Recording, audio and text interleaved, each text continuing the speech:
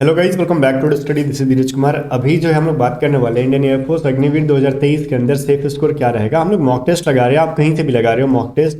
और अपना क्या वाई ग्रुप के बारे में बात करूंगा, एक्स ग्रुप के बारे में नहीं, कि कितना स्कोर करोगे कि सेफ रहेगा। और ना सिर्फ कट ऑफ क्लियर करेंगे हम लोग फेज 1 की, बल्कि फाइनल मेरिट लिस्ट के अंदर आने की संभावना है। ठीक है, इसके ऊपर हम लोग बात करेंगे इस वीडियो के अंदर। और ये वीडियो के ऊपर बात करने से पहले ना एक चीज बताऊंगा, मैंने 2-3 दिन से क्लासेस बंद कर रखी थी। मैंने कहा था मैं थोड़ा सा बिजी था, बट अभी जो है 2x स्पीड से बढ़ाएंगे। लाइव क्लासेस सारी बंद करूंगा मैं, अब सारी रिकॉर्डेड वीडियोस अपलोड होंगी। लाइव क्लासेस बंद करने का रीजन ये है ना कि लाइव में जो चीजें 20 मिनट में पढ़ानी होती है वो हम लोग 1 से 1.5 घंटे लगाते हैं पढ़ाने में, सिर्फ बकवास होता है उसके अंदर। मेरे को लाइव क्लासेस प्रीफर नहीं है। हाँ, संडे या फिर सैटरडे को कोई एक लाइव क्लास रखेंगे जिसमें डाउट सेशन क्लियर करेंगे सिर्फ आपका, but live classes time waste होगा। आज से आपकी सारी क्लासेस स्टार्ट हो जाएंगी, नेवी एमआर की भी, साइंस की क्लासेस, जीके की क्लासेस, एयरफोर्स की, इंग्लिश की क्लासेस जो चल रही है यूसर की वो चलेगी। मैं क्लासेस अपलोड करूंगा जो मैंने कहा था टॉप 100 से लेकर 200 के बीच की मैं रूल करा दूंगा इंग्लिश की, वो क्लासेस अपलोड होगी। ठीक है, बस आपको एटूजेड स्टडी को सब्सक्राइब करके जो बगल में जो घंटे का निशान है इसको ऑन पे रखना ताकि आपको नोटिफिकेशन मिले, और टेलीग्राम चैनल ज्वाइन करके रखना। समटाइम्स नोटिफिकेशन नहीं जाता तो हम लोग टेलीग्राम चैनल पे इसका लिंक सेंड कर देते हैं। ठीक है, वीडियो को तो टेलीग्राम चैनल का भी लिंक डिस्क्रिप्शन दे दूंगा। हाँ, इसको चलो कंटिन्यू करेंगे और मॉक टेस्ट के बारे में बात करते हैं। और मैथ के क्लास के बारे में सारे लोग परेशान हो। देखो, मैथ की कोई नई क्लासेस नहीं आ रही थी, वही जो मैं लाइव भी कर रहा था ना, तो जो मैंने पहले पढ़ा रखा वही चीज रिपीट कर रहा था, तो फिर टाइम वेस्ट है भाई। एक दिन के अंदर आप ये क्लासेस करोगे, मैं उस प्लेलिस्ट के अंदर पहले का सारा क्लास ऐड कर देता हूँ। ठीक है, प्लेलिस्ट का लिंक भी आपको टेलीग्राम पे दे दूंगा। उस क्लास की मदद से आप एक दिन में 2 से 3 क्लासेस कर करके अपनी तैयारी को जल्दी कंप्लीट कर पाओगे। लाइव क्लासेस की वजह से आपकी तैयारी उतनी अच्छी से नहीं हो पाएगी। पहले की क्लासेस जो रिकॉर्डेड है वो चीजें मैं प्लेलिस्ट के अंदर डाल दे रहा हूं ताकि आपकी सारी चीजें बहुत अच्छे से क्लियर हो जाए। ठीक है, तो चलो अभी इसके अंदर मॉक टेस्ट के बारे में बात करते हैं कि मॉक टेस्ट में कितना स्कोर आ रहा है आपका। देखो सर, हमारी मॉक टेस्ट, सबसे पहले बता दूंगा अपनी मॉक टेस्ट के बारे में, A to Z स्टडी के मॉक टेस्ट के बारे में। जिस चैनल पे आप इस वीडियो को देख रहे हो, नए बच्चे हो तो जान लो, इस चैनल का नाम है A to Z स्टडी। आपको नहीं भी पता होगा तो इसका रिसेंटली हमने नया एप्लीकेशन बनवा दिया है। एप्लीकेशन का लिंक डिस्क्रिप्शन दे दिया है, वहां से एप्लीकेशन डाउनलोड करके, ठीक है, आप अपना अकाउंट बना लो और वहां से टेस्ट सीरीज आप बाई करके लगा सकते हो। यहाँ पे हम लोग 25 प्लस टेस्ट सीरीज करने का हमने वादा किया वाई ग्रुप का, और हर एक टेस्ट सीरीज का वीडियो सोल्यूशन भी आपको मिल रहा है। रेगुलर एक टेस्ट सीरीज मिल जाता है वहां पे। अभी तक कुल मिला के 14 टेस्ट सीरीज अपलोड हो गए और रेगुलर एक टेस्ट सीरीज ऐड होते जा रहा है। ठीक है, उसके अंदर 14 दिखेगा और जैसे ही अगला दिन आता है तो एक नया टेस्ट सीरीज उसके अंदर ऐड हो जाता है और उसके वीडियो सोल्यूशन ऐड हो जाते हैं। तो हमारी टेस्ट सीरीज को जस्ट आप 149 रुपीज में बाई कर सकते हो और वहां पे 25 प्लस टेस्ट सीरीज मिल जाता है आपको, और सारी टेस्ट सीरीज का वीडियो सोल्यूशन भी मिलेगा वाई ग्रुप का। इसके लिए कुछ नहीं, आपको A to Z स्टडी का एप्लीकेशन डाउनलोड करना। और हाँ, एक चीज ध्यान देना, अपना नंबर डालोगे और जहां पे नाम लिखते हो ना, नाम के नीचे एक पेरेंट्स का ऑप्शन होता है, उसको ऑन मत किया करो। ठीक है, क्योंकि वो वाला जो चीज है पेरेंट्स के लिए, जो जिसके अकाउंट को पेरेंट्स भी हैंडल करना चाहते हैं उसके लिए, वो आप पेरेंट्स वाला बटन ऑन मत किया करो, सिर्फ नाम डाल के आगे भी कर दिया करो। ठीक है, तो जाओ। और मैं कह रहा हूं कि हमारी जो टेस्ट सीरीज है इसमें जितना स्कोर कर रहे हो आपके एग्जाम में, देखो अब ऐसा नहीं कि आप एक टेस्ट सीरीज में आपने कुछ स्कोर किया, अगले टेस्ट सीरीज में कुछ स्कोर किया। ठीक है, वैसा नहीं। आपकी जो ऑन एन एवरेज जो आ रही है, मान लो किसी का 35 हमेशा रह रहा है तो आपके एग्जाम में 35 हमेशा रहेगा। किसी के 30 से लेकर 35 के बीच में रह रहा है, किसी का कभी 31, 32, 33, 34, तो करीब आपको एग्जाम में भी उतना ही देखने के लिए मिलेगा, बिकॉज हमारी जो क्वेश्चन है ना ओवरऑल एग्जाम के लेवल की है। ठीक है, अब बात कर लेते हैं एग्जाम में हम कितना स्कोर करें। सर सुनो, एक चीज मैं कहता हूं, अगर आप वाई ग्रुप से हो और मैं टेस्ट सीरीज को इस वीडियो के अंदर पूरा बढ़िया से एनालिसिस करने के लिए बताऊंगा कि टेस्ट सीरीज को लगाने के बाद और स्कोर को कैसे इंप्रूव करना है, तो सुनो, सबसे पहले मैं कह रहा हूं कि अगर आप वाई ग्रुप की प्रिपरेशन कर रहे हो, चाहे आपने एक सेंड वाई से भी कर रखा है ना, तो अगर आप वाई ग्रुप में पास हो जाते हो तो आपका वाई ग्रुप से सिलेक्शन हो जाएगा। अब अगर आपने सिर्फ वाई ग्रुप का भी फिल कर रखा है या फिर एक्शन वाई, तो वाई ग्रुप के अंदर आपको एटलीस्ट कोशिश करना है कि इंग्लिश में तो 10 प्लस करना ही है। इंग्लिश कितना भी खराब हो आपको 10 प्लस स्कोर करना ही है फॉर पासिंग मार्क्स। ठीक है, क्योंकि एटलीस्ट इतना तो पासिंग मार्क्स में चला जाता है, 9 से 10 नंबर। इससे प्लस जाओगे तभी आपको पास किया जाता है, अदरवाइज फेल काउंट कर लिया जाता है। रागा में आपके अगर मान लो 30 में 25 भी ला दिया रागा, इंग्लिश में 7 नंबर आ गया, अगर इंग्लिश का पासिंग मार्क्स अगर उन्होंने 9 या फिर 10 रख दिया तो आपको फेल कर दिया जाएगा। ठीक है, तो आपका जो मिनिमम क्राइटेरिया वो लोग 9 से 10 ही रखते हैं, इससे ज्यादा नहीं किया अभी तक। तो आपको कोशिश करना है कि हमको हमेशा 11, 12 स्कोर करना ही है मिनिमम इंग्लिश में। ठीक है, उसके बाद रागा के सेक्शन पे हमको विजिट करना है, तो रागा में आप जितना स्कोर कर पा रहे हो उसके बेसिस पे आपका नंबर बनेगा, रागा एंड इंग्लिश का मिला के। अब सुनो, आपका अगर प्री का मतलब फेज 1 का कट ऑफ निकालना चाहते हो तो इस बार की सीट देखो, किसी को पता नहीं रहती है कितनी नहीं है। ठीक है, एग्जैक्ट सीट क्या है किसी को नहीं पता होती है, बट फिर भी देखो पिछली बार अराउंड 33 की गई थी, यही कह सकते हो। तो इस बार देखो अकॉर्डिंग टू मी अगर बात किया जाए कि इस बार कट ऑफ ना बहुत ज्यादा इंक्रीज तो नहीं होगी, फिर भी ये चीज समझ सकते हो इसके अंदर प्लस माइनस 1 काउंट कर लो, क्योंकि देखो इंक्रीज होने की तो संभावना मेरे को कम लगती है, डिपेंड करता है पेपर के लेवल के ऊपर।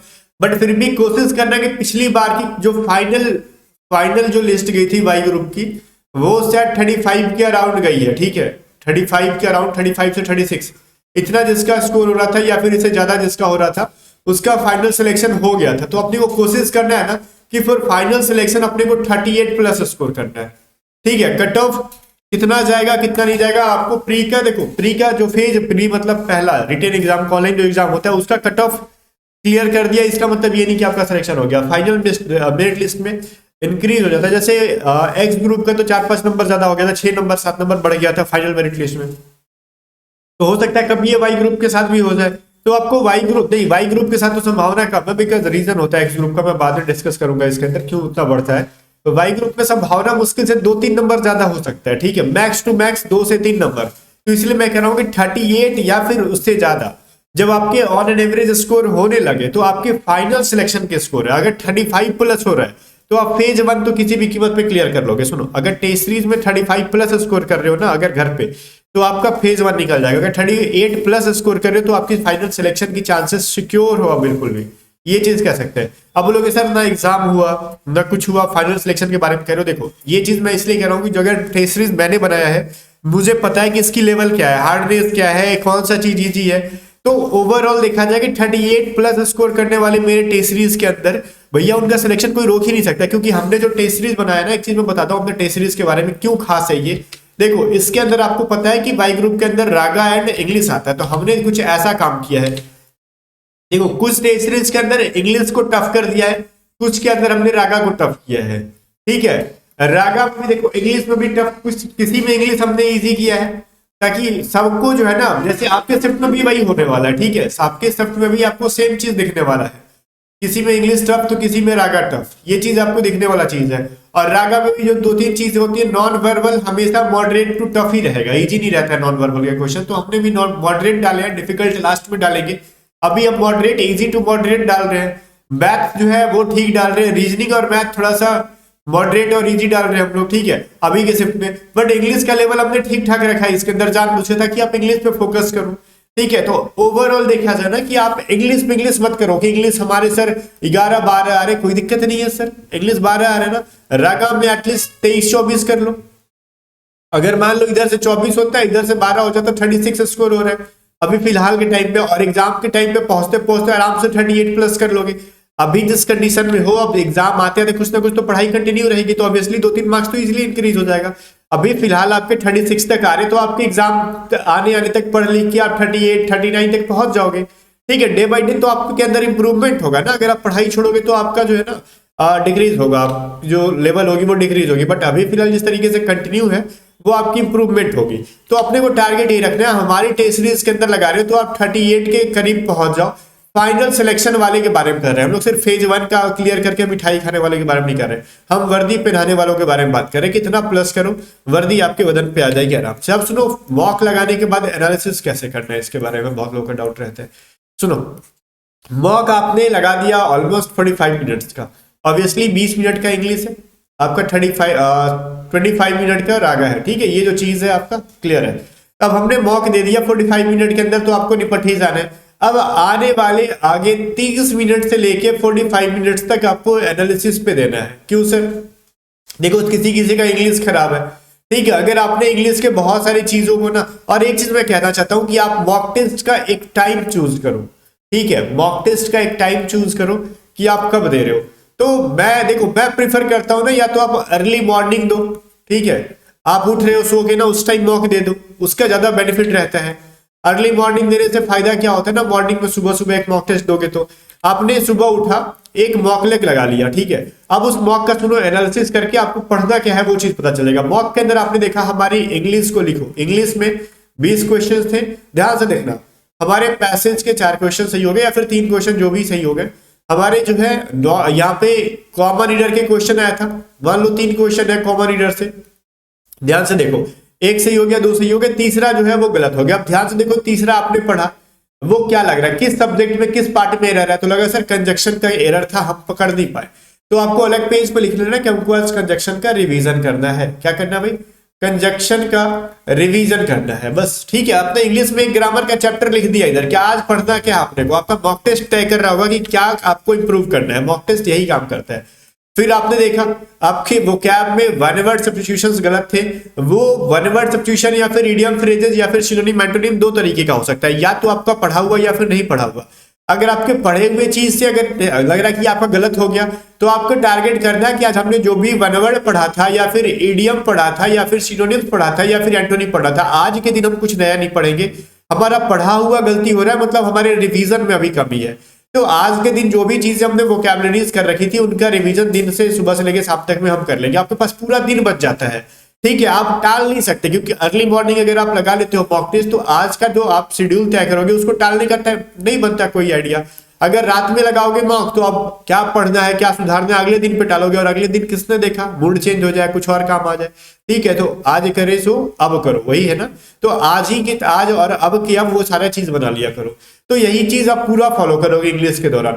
सेम चीज रागा के अंदर भी करेंगे हम लोग। मान लो हमारे 8 से 9 क्वेश्चन अगर मैथ है, मैथ में अगर मैथ पूरा चौपट ही है तो बात ही अलग है। आपको लग रहा है कि हमने परसेंटेज पढ़ लिया है, परसेंटेज से क्वेश्चन गलत हुआ तो भैया परसेंटेज का रिवीजन होगा। अब ऐसा नहीं कि परसेंटेज भी पढ़ लिया, रेशियो भी पढ़ लिया, सारा क्वेश्चन गलत कर दिया, तो एक दिन में सब तो कर नहीं सकते।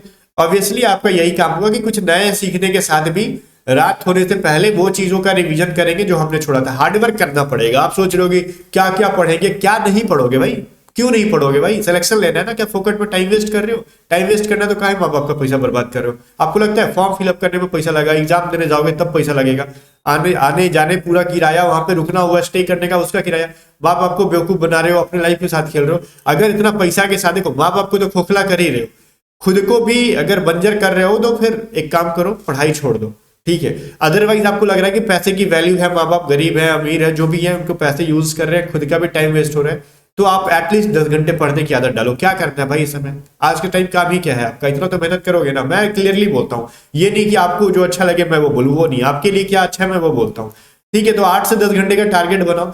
सेम चीज आपको नॉन वर्बल में भी करना। लग रहा है कि नॉन वर्बल में क्या खत्म है नहीं है, तो मैंने जो भी प्रीवियस क्लासेस कर रखी है यूट्यूब के ऊपर, नॉन वर्बल की दबा के प्रैक्टिस करो, ठीक है। तो नॉन वर्बल का तो बहुत ज्यादा कोई इलाज नहीं है, बस प्रैक्टिस है, उसमें कुछ सीखने वाला नहीं है। बट रीजनिंग में और रागा का देखो एनालिसिस करने का वही एक जरिया है। जो मोस्ट चीजें हैं, मोस्टली हमको लग रहा है कि जो चीजें हमने पढ़ के भी गलतियां कर दी हैं उनका उस डेज में रिवाइज कर लेंगे, उसके बाद अपने को कुछ टाइम बचा तब कुछ नया पढ़ेंगे। अदरवाइज नया पढ़ने का क्या मतलब, जो पढ़ रहे हो उसे तो सीख ही नहीं रहे हो, तो नया पढ़ के क्या उखाड़ लोगे तुम।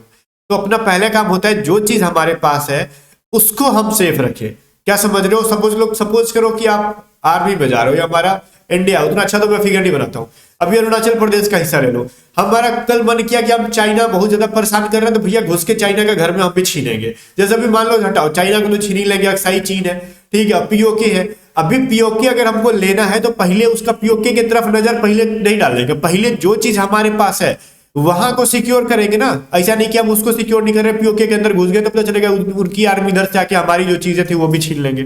समझ रहे हो आप, तो वही चीज वही काम करना अपने स्टडी के अंदर। आपको जो आ रहा है उसको ध्यान दो कि वो उसमें तो कोई गड़बड़ नहीं हो रहा है ना, आपने जो पढ़ा है पहले से वो चीजें तो नहीं भूल रहे हो ना। जब वही भूल जा रहे हो तो नया पढ़ के क्या उखाड़ लोगे अपने जीवन में, कुछ उखाड़ लोगे क्या, नहीं। तो जो चीजें पढ़े हो भैया उसको पहले सिक्योर कर लो। ये एग्जाम टाइम आपका यही स्ट्रेटेजी होना चाहिए। तो जो पढ़े हो पहले सिक्योर करो, फिर नई चीजों की तरफ शिफ्ट करना, ठीक है। क्योंकि आपने अगर अभी पढ़ के 35 स्कोर कर रहे हो रिवीजन के बिना, ठीक है, तो ऑब्वियसली रिवाइज करके वही पढ़ाई के बदौलत आप 36 to 38 तक पहुंच सकते हो, ठीक है। डेली बेसिस पे रिवीजन करो। अब दूसरा कंडीशन ये हो सकता है कि आपने जो पढ़ा, रागा का मॉक टेस्ट दिया, इंग्लिश का मॉक टेस्ट दिया, आपने जो पढ़ा था सब कुछ सही कर दिया, अब उन चीजों पे गलतियां हो रही है जो आपने मैथ में पढ़ा नहीं, टाइम एंड वर्क नहीं पढ़ा, वो गलत हो गया। टाइम एंड मान लो मेंस्ट्रुएशन नहीं पढ़ा, वो भी गलत हो गया। तो अब कर लो, आज के दिन हम टाइम एंड वर्क को उखाड़ देंगे, मेंस्ट्रुएशन को साइड करो। एक दिन में हम पाकिस्तान और चाइना दोनों से नहीं लड़ सकते भैया, हम या तो पाकिस्तान को पकड़ के तोड़ देंगे या फिर चाइना को। तो अब आया सवाल पाकिस्तान को मारेगी चाइना को, तो पहले कहोगे पाकिस्तानी को तोड़ लेने दो, पहले ही कमजोर है, ठीक है, कमजोर है जो पहले उसको मार के खत्म करने दो कि एक तरफ का परेशानी खत्म हो। क्योंकि चाइना एक तो पहले से मजबूत है, चाइना को मारेंगे तो पाकिस्तान भी पीछे से तंग करते रहेगा। तो इसे जो कमजोर है उसको शांत कर दो। अगर time and work and menstruation में जो आपको जल्दी समझ में आता है पहले उसको खत्म कर दो, ठीक है। नहीं तो फिर एक तो मेंस्ट्रुएशन पढ़ोगे बराबर, वो तो पता नहीं समझ में आएगा कि नहीं आएगा, टाइम एंड वर्क भी आपको बार बार परेशान करेगा। आपको जो समझ में आ रहा था, समझ रहे हो ना मैं कहना क्या चाहता हूँ। आई होप कि आप उतने तो समझदार हो कि समझ गए होगे। इस बेसिस पे आप एनालिसिस करो, आगे की प्रिपरेशन की स्ट्रेटेजी रखो। ये वीडियो बड़ा लेंथी बन गया, कोई दिक्कत नहीं है, आप 2x स्पीड में भी देख सकते थे। बाकी हमारा मॉक टेस्ट लगाओ और अपना झंडा गाड़ देना है इस बार भैया एयरफोर्स के अंदर, ठीक है। पिछली बार मैंने बच्चों का इंटरव्यू दिया था और बच्चे जो है जा रहे हैं फिर ज्वाइनिंग के लिए, और उसके बाद भी कुछ लोग बताएंगे तो इंटरव्यू देंगे। हमारे बच्चे तो सिलेक्टेड हो गए हैं ना इस बार, जा रहे हैं ज्वाइनिंग के लिए, मैंने इंटरव्यू में भी बताया था उनकी, ठीक है। मिलते हैं नेक्स्ट में, तब तक के लिए बाय बाय। वीडियो को लाइक करके शेयर कर देना सर।